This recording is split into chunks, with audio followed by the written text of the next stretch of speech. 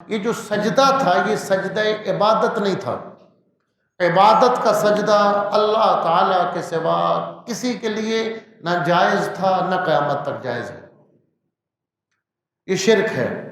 اللہ کے علاوہ سجدہ عبادت کسی کے لیے بھی کیا جائے تو شرک ہے۔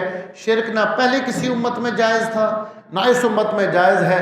یہ سجدہ ادب کا تھا، یہ سجدہ تعظیم کا تھا۔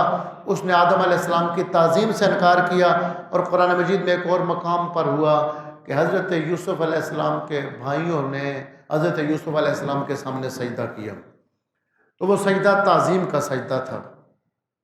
پہلی شریعتوں کے اندر اس کی اجازت تھی، لیکن جب اس شریعت کا دور آیا اور پھر نبی کریم علیہ السلام نے احتیاطاً سجدہ تعظیمی سے بھی ممانعت فرما دی۔ متعدد حدیث مبارکہ ہیں، فرمایا اللہ کے علاوہ کسی کے لیے سجدہ کی اجازت ہوتی تو میں عورتوں کو حکم دیتا کہ اپنے شوہروں کو سجدہ کیا کریں۔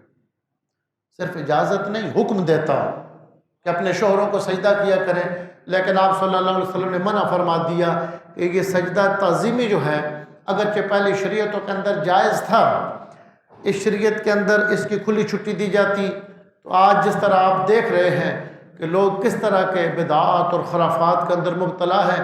لوگوں نے سجدہ تعظیمی کو سجدہ عبادت تک لے جانا تھا، اس لیے نبی کریم علیہ السلام نے احتیاطاً منع کیا۔ لیکن اگر کوئی سجدہ تعظیمی کرتا ہے تو یاد رکھیں یہ گناہ تو ہوگا، حرام تو ہوگا، لیکن یہ شرک نہیں ہوگا۔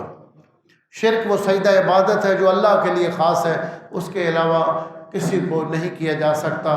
جو جمہور علماء امت کا نظریہ یہ ہے کہ یہ جو سجدہ تعظیمی ہے یہ منع ہے۔ اس سے آگے چونکہ بعض چیزیں ایسی ہوتی ہیں کہ وہ بنیاد بن جاتی ہیں آگے گناہ کی، اور وہ جو اصول ہے کہ مبادیات گناہ بھی گناہ میں شامل ہوتے ہیں۔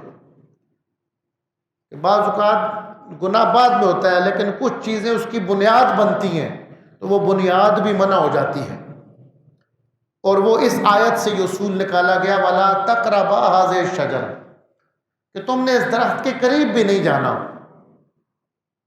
اللہ تعالیٰ نے ایک درخت کے قریب جانے سے منع کیا، وہ کھانے سے منع نہیں تھا، قریب جانے سے منع تھا۔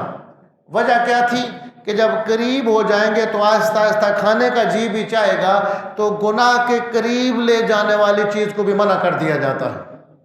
جیسے زنا حرام ہے تو پہلے بندہ آنکھ سے دیکھتا ہے ناجائز، پھر دل کے اندر خیال پیدا ہوتا ہے، پھر بندہ جب بدکاری کے قریب جاتا ہے تو انسان کے ہاتھ اور اعضاء اس میں استعمال ہوتے ہیں۔ زنا ایک آخری مرحلہ ہوتا ہے، اس سے پہلے بوس و کنار ہے، ہاتھ لگایا جاتا ہے جسم کو، تو جو آخر میں حرام تھا اس کی وجہ سے شروع میں غیر محرم کو دیکھنا ہی ارادے سے حرام قرار دے دیا گیا۔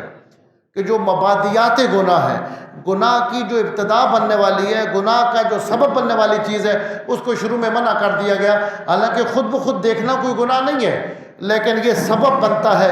پہلے آنکھ دیکھتی ہے، پھر دل میں خیال پیدا ہوتا ہے، پھر جسم اٹھ کر آگے کی طرف جاتا ہے، تو شروع سے آنکھ غیر کر ڈالنا اور اللہ تعالیٰ نے اسی سے منع کر دیا تو مبادیات کا بھی منع ہو جاتے ہیں۔ تو سجدہ تعظیمی جو ہے یہ ممکن تھا کہ جو جاہل لوگ ہیں، جاہل لوگ تو سجدہ تعظیمی اور سجدہ عبادت کا فرق ہی نہیں جانتے، تو اس لیے اہل علم کے لیے بھی سجدہ تعظیمی جو ہے منع ہے کہ اہل علم جو ہے اگر وہ ایسا کریں گے، جاہل یہ سمجھے گا یہ تعظیم کا سجدہ نہیں، یہ عبادت کا کر رہا ہے۔ اس لیے احتیاط اسی میں ہے کہ جس طرح سجدہ عبادت منع ہے اس طرح سجدہ تعظیمی سے بھی منع کیا جائے۔